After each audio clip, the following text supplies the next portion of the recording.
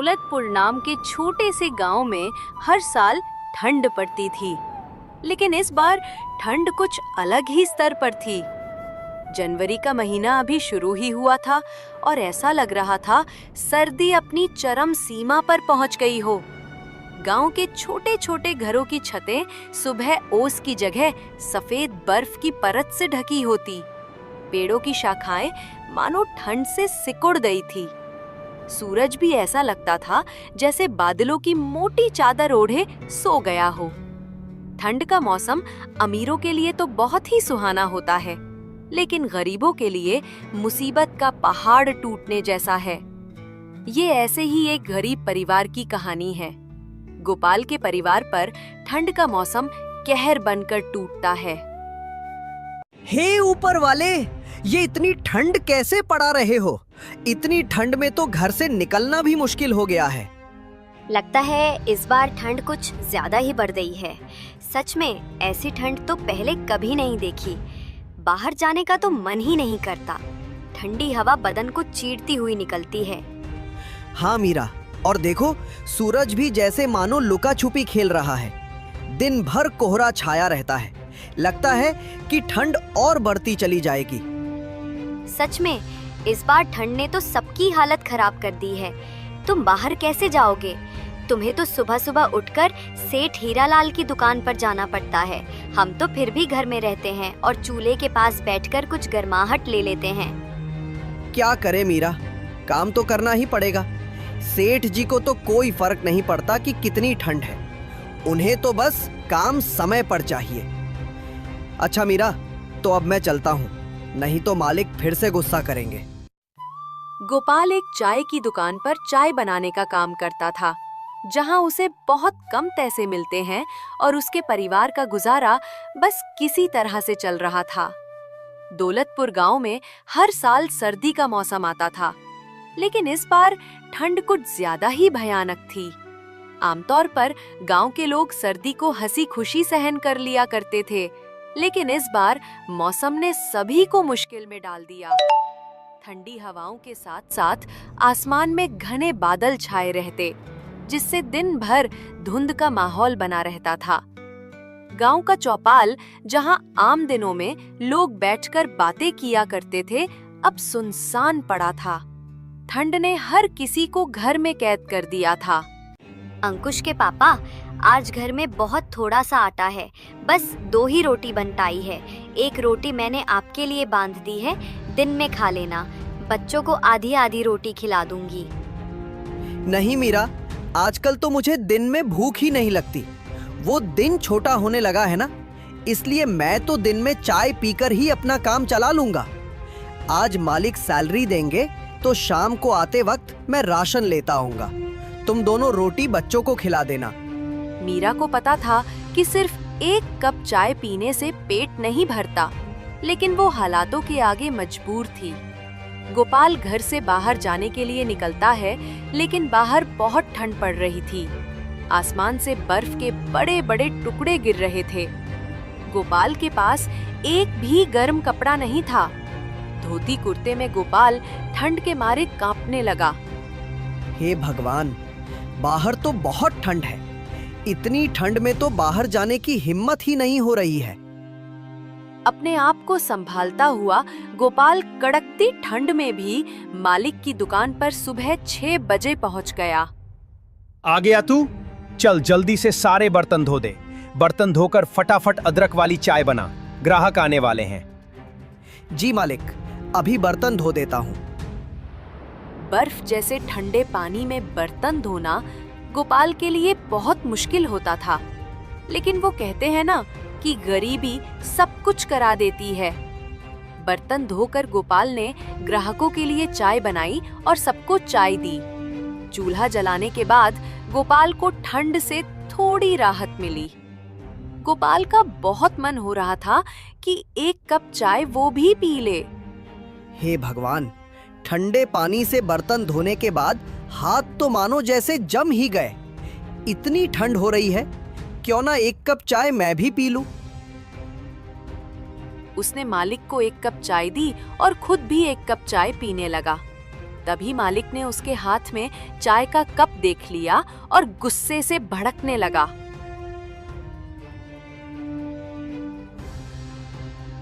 ये क्या गोपाल, तुम्हें यहाँ चाय बनाने के लिए रखा गया है या चाय पीने के लिए? मालिक, वो बहुत ठंड लग रही थी, गलती हो गई मालिक, आगे से चाय कभी नहीं पीऊंगा। ठंड लग रही थी? आज तो मैंने तुझे रंगे हाथों पकड़ लिया। न जाने रोज तू कितने कप चाय पी जाता होगा। अब रोज के 2 कप चाय के पैसे तेरी सैलरी से काटूं तब तुझे समझ आएगा। मुफ्त का सामान मिला नहीं कि लूटना शुरू। बेचारा गोपाल सैलरी काटे जाने की बात से बहुत दुखी हो गया। उसे नहीं पता था कि 1 कप चाय की उसे इतनी भारी कीमत चुकानी पड़ जाएगी।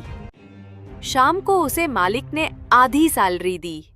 मालिक, मुझे माफ कर दीजिए, अब से मैं चाय नहीं पीऊंगा, लेकिन मुझे पैसे पूरे दे दीजिए।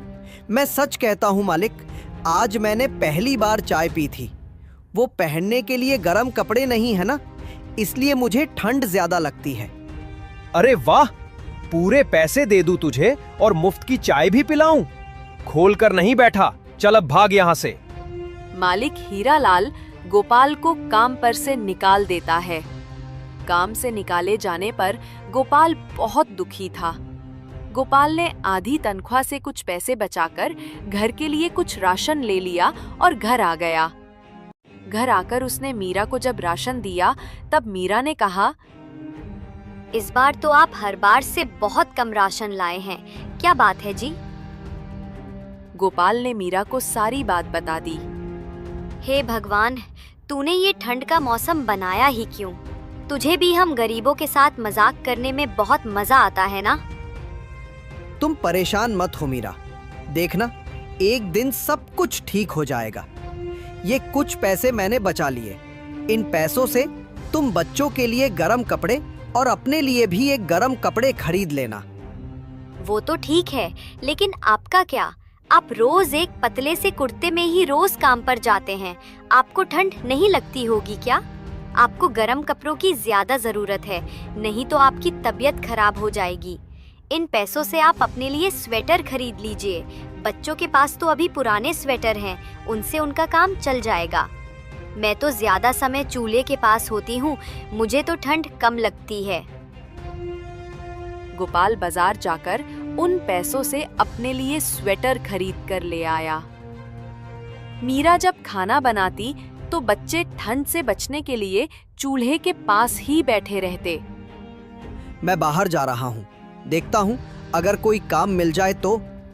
खाली बैठने से कुछ नहीं होगा, इस बार तनख्वाह भी कम मिली है। जी ठीक है, ध्यान से जाइएगा और रात होने से पहले घर आ जाना, रात में ठंड बहुत बढ़ जाती है। गोपाल बाहर निकल जाता है। बाहर ठंडी ठंडी हवाएं चल रही थी। गोपाल काम की तलाश में आगे बढ़ जा रहा था। भैया, आपके पास अगर मेरे लायक कुछ काम हो तो दे दीजिए, मैं कोई भी काम कर लूंगा। ठंड में तो वैसे भी मेरा काम बिल्कुल ठप पड़ गया है, मेरा खुद का खर्चा नहीं निकल पाता, उसमें मैं तुम्हें कहां से सैलरी दूंगा भाई? मेरे पास तो तुम्हारे लिए कोई काम नहीं है। गोपाल काफी जगह काम ढूंढता है मगर उसे कहीं काम नहीं मिलता। हे भगवान, अगर काम नहीं मिला तो गुजारा कैसे होगा? गोपाल ये सब सोच ही रहा था कि तभी वहाँ पर एक बूढ़ी अम्मा आती है। बेटा, क्या तुम मेरी मदद कर सकते हो? मेरा घर यहाँ से कुछ ही दूरी पर है, ठंड भी बहुत है ना, और मैं भी बहुत थक गई हूँ। ये कुछ मेरा सामान है, इसको मेरे घर तक पहुँचा दो बेटा, तुम्हारा बड़ा एहसान होगा। ठीक है माताजी, चलिए मैं अभी आपका सामान आपके घर तक पहुँचा देता हूँ। गोपाल सामान उठाता है और अम्मा के साथ चल पड़ता है। ये लो अम्मा, आ गया तुम्हारा घर। अम्मा, तुम यहाँ अकेली रहती हो? यहाँ तुम्हारे साथ और कोई नहीं रहता? हाँ बेटा, मैं यहाँ अकेले ही रहती हूँ, मेरे परिवार में और कोई नहीं है, बस ये एक मेरी लक्ष्मी है। ठंड बढ़ गई है ना, इसलिए जंगल से कुछ लकड़ियाँ लेने गई थी, आते आते देर हो गई। वो तो शुक्र है भगवान का जो वहाँ तुम मुझे मिल गए। अच्छा अम्मा, अब आप लकड़ियां जलाकर आराम कीजिए, मैं चलता हूँ, मुझे घर के लिए देर हो रही है। ठीक है बेटा, लेकिन मैं चाहती हूँ कि तुम मेरी लक्ष्मी को भी अपने साथ ले जाओ। मैं बहुत बूढ़ी हो चुकी हूँ, मैं लक्ष्मी का ढंग से ख्याल नहीं रख पाती, इसलिए मैं चाहती हूँ कि तुम मेरी लक्ष्मी का ख्याल रखो। ठीक है अम्मा, अगर आप इतना जोर डाल रही हैं तो आज से मैं आपकी लक्ष्मी का ध्यान रखूंगा। बेटा, इसे चारा सही से खिलाना तो ये तुम्हें बहुत सारा दूध देगी। ठीक है अम्मा, जैसा आप कहो, मैं आपकी लक्ष्मी का बहुत अच्छे से ख्याल रखूंगा। इतना कहकर गोपाल लक्ष्मी को लेकर घर आ जाता है।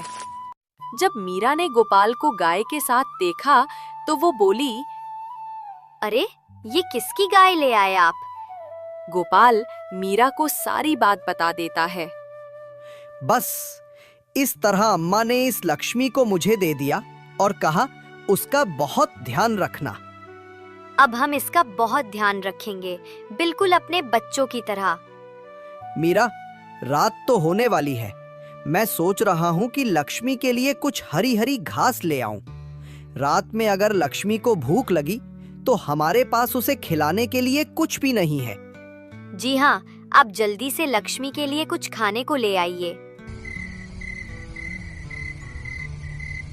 गोपाल जंगल की ओर निकल जाता है और लक्ष्मी के लिए ढेर सारा चारा लेकर घर पहुंचता है और लक्ष्मी को खिला देता है।